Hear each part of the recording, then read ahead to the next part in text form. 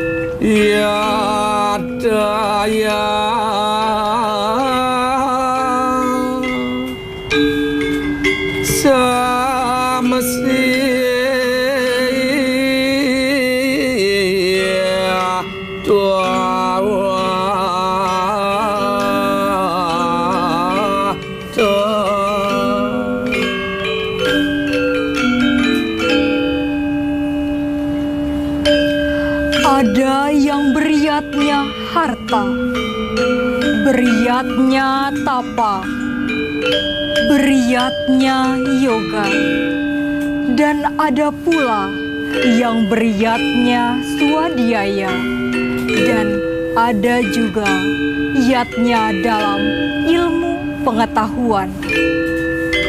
Demikianlah orang yang taat dalam bertapa dan terkendali. Dikutip dari Bhagavad Gita Adhyaya 4 Sloka 28. Para Musanti ngawit.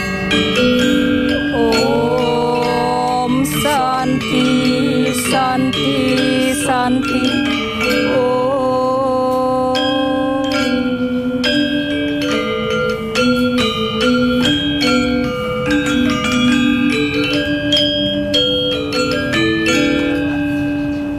Om Swastiastu, Om Awigenamastu, Namo Sidam. Halo pemirsa TVRI di seluruh Nusantara dan umat sedharma yang berbahagia. Senang sekali kita berjumpa kembali dalam acara Mimbar Agama Hindu bersama saya, Rawi Praba.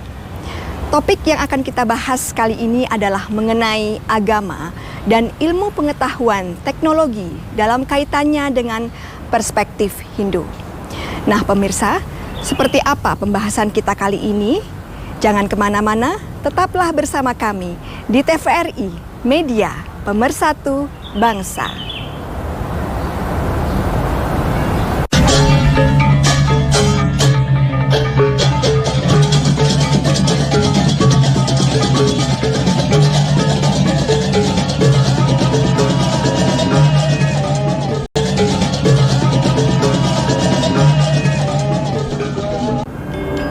Om Swastiastu.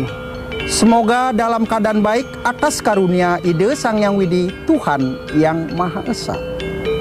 Di dalam niti sastra disebutkan, Brahmana kesatria ya padulur, jatenya paras parosar penaya, wiku tanpa nada ya hilang, tanpa wiku kunang ratu wisirna.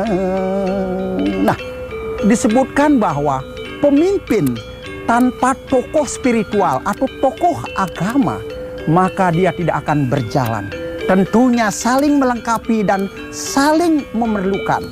Dan tentunya di sini diharapkan bagaimana seorang tokoh agama spiritual, dia selalu sejajar berjalan dengan seorang pemimpin sebagai nasihat bahwa tujuan pembangunan adalah membangun manusia Indonesia seutuhnya, yaitu agama. Tujuannya hidup kita menjadi terarah, ilmu pengetahuan dan teknologi hidup kita menjadi mudah, tentunya seni budaya hidup kita menjadi indah. Nah, di dalam ajaran agama tentunya sering disebut Satyam Siwam Sundaram. Nah, kita pada kesempatan ini bahasannya mengenai agama dan iptek, agama dan ilmu pengetahuan dan teknologi. Nah, agama tadi sudah dikatakan bahwa tujuan kita agar terarah, mencari kebenaran melalui kitab suci yang berdasarkan wahyu. Apapun agama seseorang merupakan hak asasi kebenarannya melalui kitab suci. Nah, lalu ilmu pengetahuan mencari kebenaran melalui penelitian, metode sistematis, diuji kebenarannya. Nah, itulah menjadi suatu ilmu pengetahuan dan teknologi. Nah, tentunya juga yang disebut dengan budaya itu juga melalui hasil cipta rasa karsa manusia yang didapat melalui proses belajar. Jadi tentunya agama, ilmu pengetahuan, dan budaya harus kita jalani, harus kita lakukan, harus kita amalkan agar hidup kita ini menjadi lengkap. Nah, selanjutnya agama kebenaran melalui kitab suci.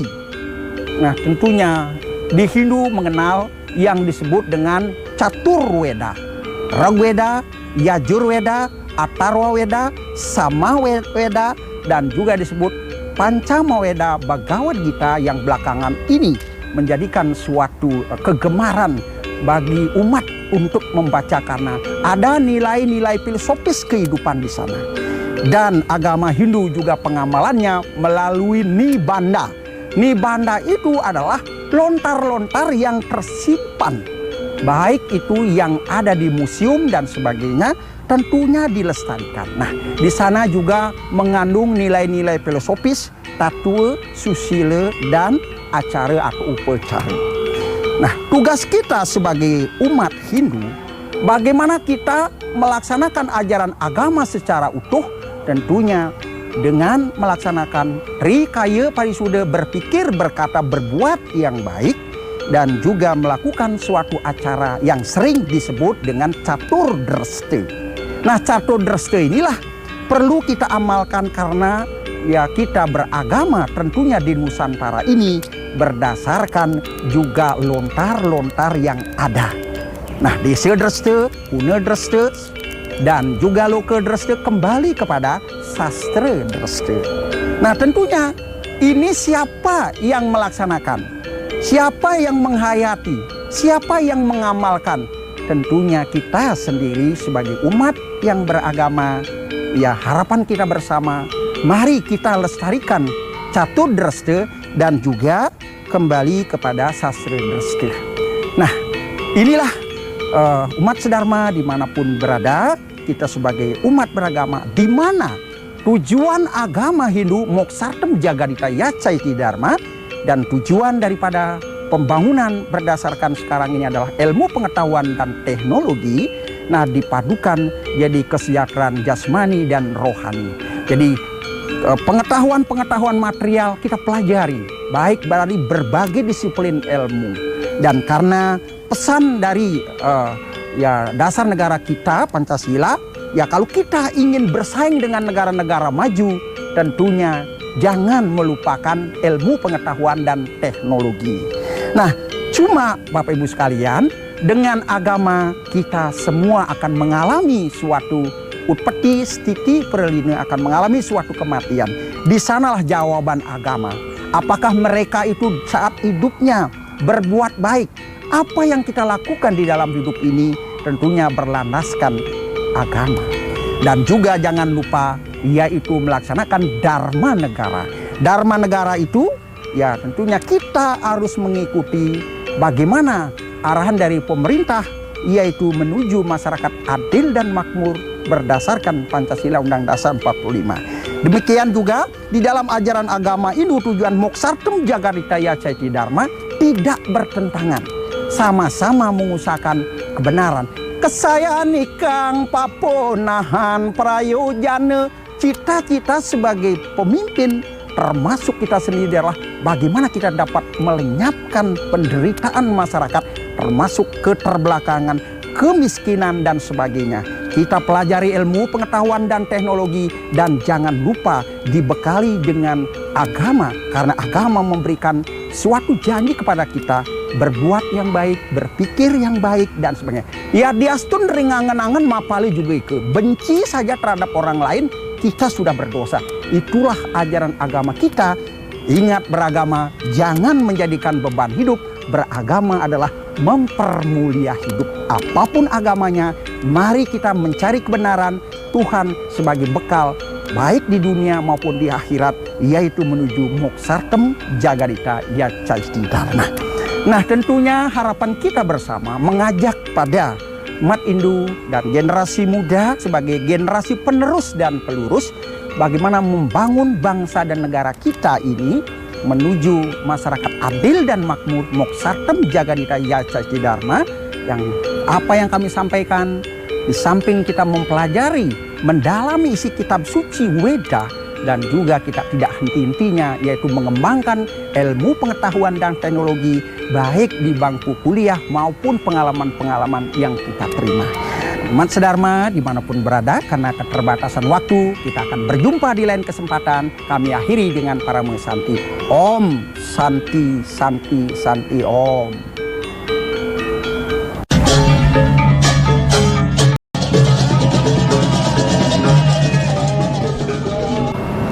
Pemirsa yang berbahagia, marilah kita awali acara Mimbar Agama Hindu kita kali ini dengan panganjali umat Om Swastiastu. Telah hadir di tengah-tengah kita seorang narasumber dari Pusat Kajian Weda dan Dharma yaitu Bapak Ide Bagus Nugraha. Terima kasih Pak atas kehadirannya dan kesediaannya sebagai narasumber di acara Mimbar Agama Hindu kita kali ini. Pemirsa, telah kita dengarkan sekilas tadi dari narasumber kita yang pertama yaitu Bapak Dr. Andus Ketut Budiase mengenai agama dan iptek dalam perspektif Hindu. Nah, berikutnya akan kita dengarkan bagaimanakah hubungan agama, kaitannya sains dan teknologi terhadap ilmu agama tersebut. Bisa dijelaskan Pak? Baik, terima kasih Ibu. Hindu memandang sains itu adalah satu kesatuan dari spiritualitas. Kalau kita membaca sejarah Ramayana, kemudian sejarah Mahabharata 5.000, 10.000 tahun yang lalu, pada saat itu pun sudah menggunakan teknologi yang sangat canggih sekali. Bekas-bekas perang nuklir ketika perang Mahabharata itu sampai sekarang bukti-buktinya masih ada di perang Kurukshetra. Jadi Hindu memahami sains dan iptek itu bagian dari kehidupan menunjang kehidupan kita sehari-hari. Begitu ya Pak ya. Kemudian bagaimana dalam kehidupan sehari-hari itu memanfaatkan ilmu teknologi untuk kesejahteraan umat manusia? Bagaimana Pak? Terima kasih.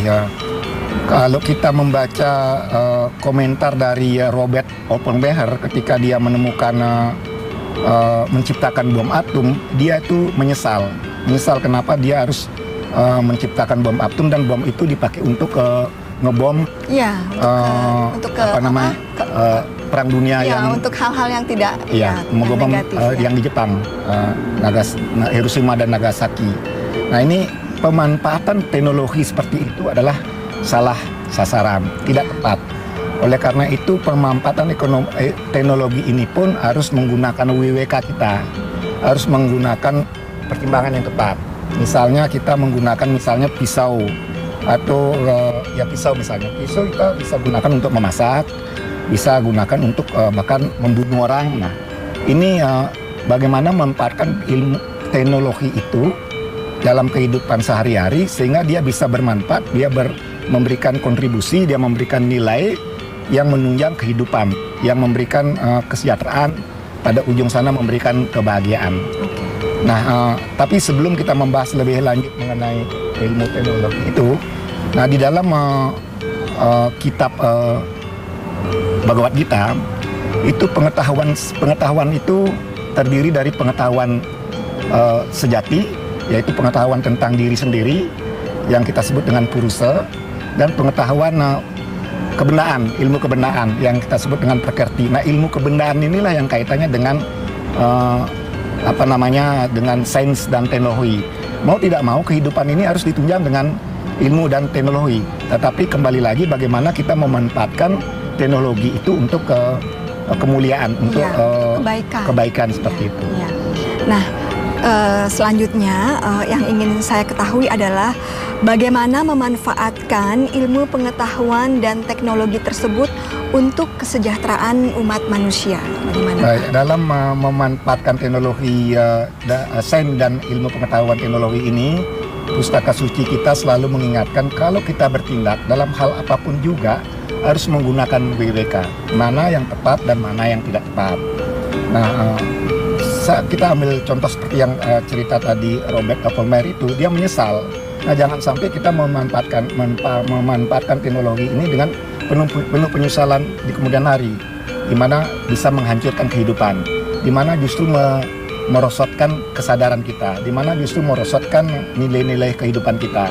Oleh karena itu penting sekali kita selalu mengingatkan kepada anak-anak kita, keluarga kita di rumah dan lain sebagainya, bagaimana kita memanfaatkan teknologi yang dimiliki, bagaimana kita memanfaatkan jet-jet, bagaimana kita memanfaatkan komputer, bagaimana kita memanfaatkan medsos, di mana itu sesungguhnya sangat berguna di dalam jika kita menggunakan secara tepat, justru itu sangat berguna di dalam meningkatkan nilai kehidupan kita. Jadi pemanfaatan teknologi tersebut juga harus dibarengi dengan daya pikir, daya nalar, dan juga hati nurani ya Pak ya.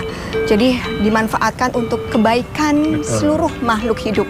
Tidak hanya satu kelompok saja, tapi kebaikan untuk seluruh makhluk hidup di alam semesta. Seperti itu ya Pak ya. Kita ambil contoh saja, seringkali kalau kita dalam kekinian kita melihat di medsos, itu kan teknologi yang mestinya kita bisa manfaatkan untuk hal-hal yang positif, hal-hal yang baik.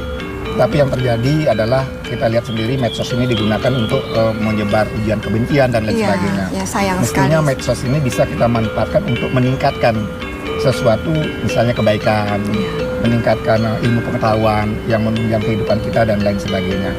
Nah, sebetulnya di dalam simbol-simbol Sanatana Dharma itu ada yang namanya simbol Saraswati. Saraswati. Nah, simbol Saraswati itu ada beberapa. Kalau kita lihat ada wina, ada alat musik. musik. Pak. Nah, kemudian juga ada buku, lontar ada ya Pak ya. Lontar, ada teratai dan lain sebagainya. Salah satunya adalah bunga teratai.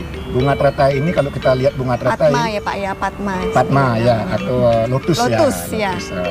Itu dia hidup di dalam lumpur, tapi dia mengambil sari-sarinya lumpur. Kemudian dia bisa eksis, bisa hidup. Nah, bisa saja kita hidup sekarang dalam kondisi yang ada sekarang ini kacau, teknologi juga dimanfaatkan secara kacau, tapi kita bisa hidup, eksis tanpa terlibat, tanpa masuk di dalam kekacauan itu sendiri. Nah, kemudian juga ada satu lagi, ada mungkin di beberapa tempat itu ada simbol burung merah. Burung merah itulah simbol tarian, simbol nyanyian, kemudian itu sebetulnya simbol ini melambangkan kesombongan.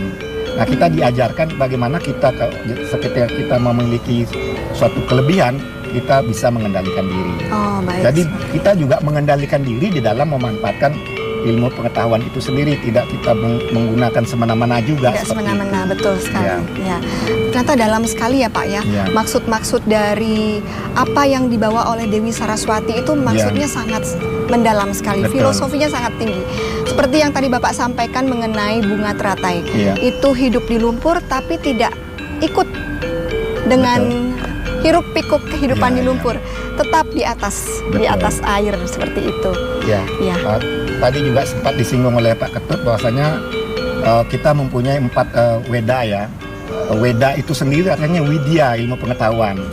Nah, ilmu pengetahuan itu tentang astronomi, tentang biologi, tentang kesehatan dan lain sebagainya. Banyak sekali ilmu-ilmu pengetahuan yang ada di dalam kitab-kitab suci Wedana. Bagaimana kita menggali itu, warisan para leluhur, warisan Nusantara, untuk menggali itu supaya kita bisa menjalani kehidupan ini secara lebih baik, lebih mulia dan bermanfaat bagi seluruh makhluk hidup dan seluruh alam semesta. Baiklah Bapak, terima kasih atas penjelasannya. Mungkin ada sedikit kesimpulan, Ya. apa yang perlu Bapak sampaikan kepada umat sedharma dan pemirsa di seluruh Nusantara yang ada kaitannya mengenai iptek dan umat Hindu. Ya, Hindu sangat mendukung atau sangat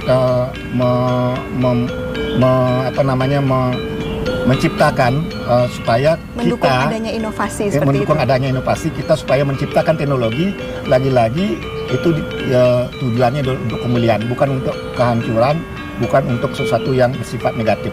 Jadi kita bisa sampaikan bahwa tidak ada bertentangan antara agama dan ilmu pengetahuan maupun sains, tetapi itu justru berbarengan. Iya. Titik temunya mereka adalah spiritualitas. Selalu berdampingan seperti Selalu. itu.